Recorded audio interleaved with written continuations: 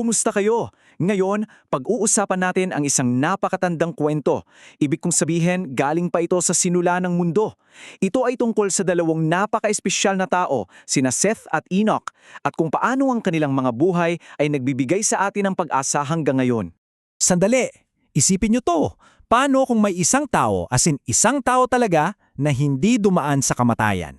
Yung tipong salip na mamatay, bigla na lang siyang umakyat sa langit? Parang kwento sa isang superhero movie, di ba? Well, totoo yan. At yan ang kahangahangang kwento ng isa sa mga bida natin. Pero bago tayo makarating doon, kailangan muna nating balikan kung saan siya nanggaling. So, umpisahan natin. Grabe ang lungkot ni na Adan at Eva noon. Kasi, di ba, pinatay ni Cain ang kapatid niyang si Abel. Para sa kanila, parang gumuho na ang mundo nila.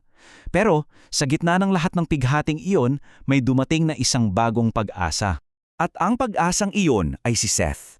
Ang ganda ng kahulugan ng pangalan niya, no? Ang Seth ay nangangahulugang itinalaga o hinirang. Para kina Adan at Eva, siya ay parang regalong itinalaga ng Diyos bilang kapalit ni Abel para ituloy ang pangako. So lumaki si Seth na isang mabuting tao, sinundan niya talaga ang yapak ng kapatid niyang si Abel. Pero, ito ang mahalaga ha, hindi siya perpekto. Tulad nating lahat, may minana rin siyang kahinaan. Pero ang maganda sa kanya, kahit ganun, araw-araw, pinipili pa rin niyang gawin kung ano ang tama. Okay, so fast forward tayo. Habang dumarami ang mga tao sa mundo, parang nahati sila sa dalawang malalaking pamilya. At itong dalawang pamilyang to, magkaibang-magkaiba ang landas na pinili nila sa buhay. Ngayon, tingnan natin yung pagkakaiba nila. Sa isang banda, andiyan ang pamilya ni Cain. Sila, super focused sa mga bagay dito sa mundo. Nagtayo sila ng mga syudad, nagpayaman, at sa sobrang abala nila, medyo nakalimutan na nila ang Diyos. Sa kabilang banda naman, andiyan ang pamilya ni Seth. Simple lang ang buhay nila, mga pastol na nakatira sa mga tolda. Pero anong pinagkaiba? Palagi nilang naaalala ang pangako ng Diyos.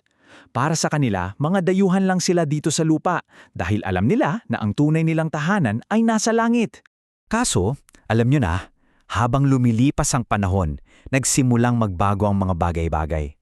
Ang mga tapatang pamilya ni Seth na dating nasa kabundukan, nagsimula na silang bumaba at makisama sa pamilya ni Cain sa mga kapatagan. At dito na, alam nyo na, nagsimula ang problema.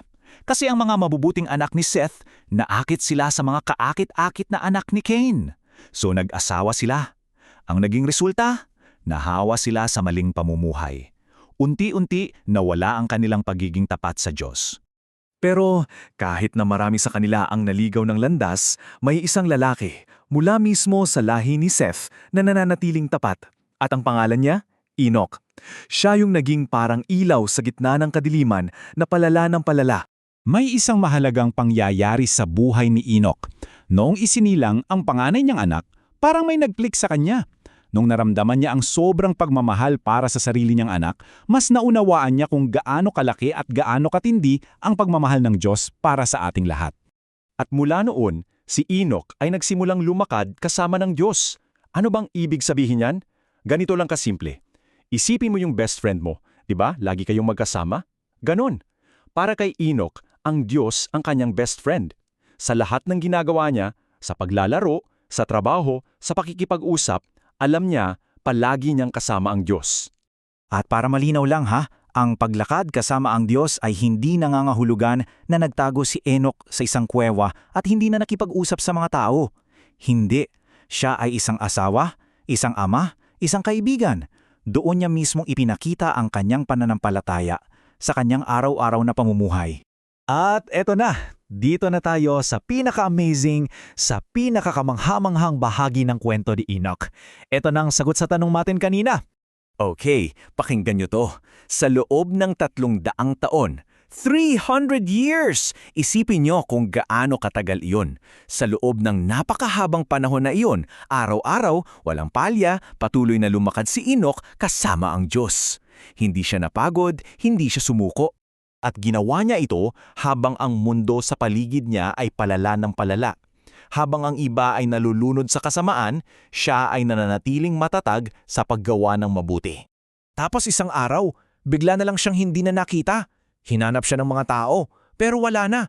parang naglaho na lang bigla si Enoch. So anong nangyari? Ayon sa Biblia, at eto ang nakakagulat, sapagkat kinuha siya ng Diyos. Hindi siya namatay, hindi siya nagkasakit. Buhay na buhay siyang kinuha ng Diyos at dala ng diretso sa langit. Wow, di ba? Napakagandang kwento. Pero bakit kaya ito ginawa ng Diyos? Anong punto nito? At anong mensahe nito para sa atin ngayon? Well, gusto ng Diyos na magturo ng isang napakahalagang aral, ang pag-asa. Sa pamamagitan ni Enoch, ipinakita niya sa lahat na ang kamatayan na resulta ng kasalanan ay hindi ang katapusan. May plano pala ang Diyos. May gantimpala na buhay na walang hanggan para sa mga nananatiling tapat sa Kanya. Kaya ano yung mga aral na pwede nating makuha sa buhay ni Enoch? Simple lang. Una, posible palang maging tapat sa Diyos kahit gaano pa kahirap o kasama ang mundo sa paligid. Pangalawa, nakikita ng Diyos ang puso natin at binibigyan niya ng gantimpala ang mga tunay na naghahanap sa Kanya. At higit sa lahat, ang buhay ni Enoch ay isang pangako na may pag-asa para sa isang buhay na walang hanggan kasama ang Diyos sa langit. At dito nagtatapos ang ating kwento. Pero bago tayo maghiwalay, may tanong ako para sa'yo. Sa anong maliliit na paraan ka pwedeng lumakad kasama ang Diyos sa buhay mo araw-araw? Siguro sa simpleng pagdarasal bago kumain? O sa pagiging matapat sa eskwela? O kahit sa pagiging mabait lang sa iyong mga kapatid? Simple lang, di ba? Pag-isipan natin yan.